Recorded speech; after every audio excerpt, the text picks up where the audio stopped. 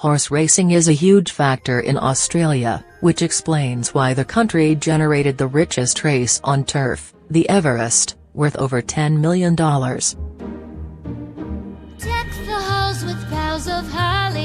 It's called the Everest, but the entire world's richest horse race on turf is only one peak in the travel to lure back lost generations of fans to the game. Organisers of the $13 million race in Sydney hope the bumper prize pot and new approach will entice millennials and build a brighter future for racing.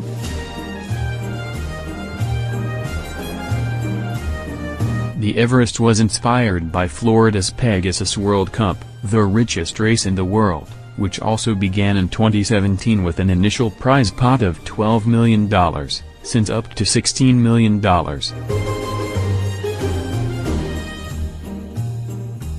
This year the Everest has $13 million up for grabs. By the year 2020 it could be worth as much as $15 million, according to Peter V. Landis, Chief Executive of Racing New South Wales and one of the driving forces behind the race. It's exciting, it's new, and what we find with the younger generation is they don't want to do what their parents do, Landis told CNN's Winning Post. When the parents went on Facebook, the kids went off it to Snapchat and Instagram. Well, it's the same here. It's their race.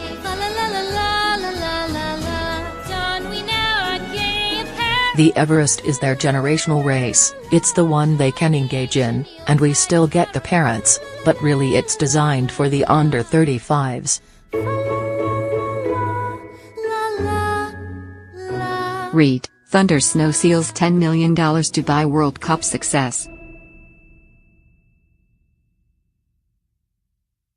For the 1,200-meter race, 12 slots, which buy a position in the starting gate, are sold for a total of $7.2 million, a figure which is then matched by the organizers to double the prize pot.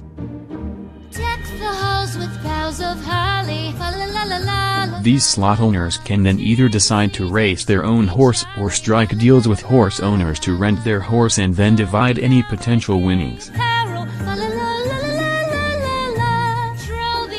In Australia, the trainer gets 10% and the jockey gets 5%, so a jockey can now in one race for $300,000 and the trainer actually wins $600,000 in one race, Vlandi says.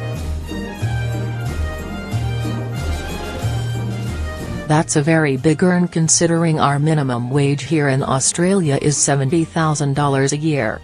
They can get $300,000 and $600,000 in a matter of 2 or 3 minutes.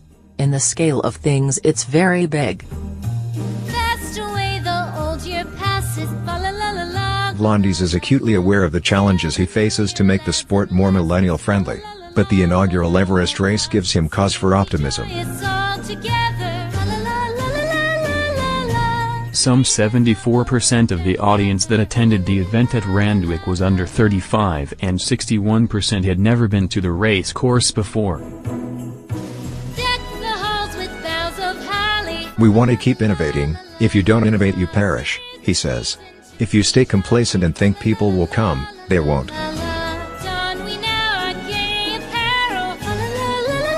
You've got to look for new things and you've got to look for things that the younger generation can engage in.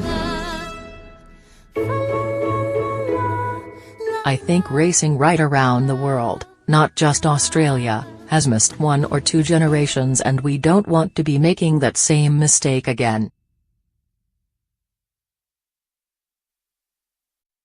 We've got to do a lot of research on what they like, on what they will engage in to make sure that thoroughbred racing has a future in the next 10 years.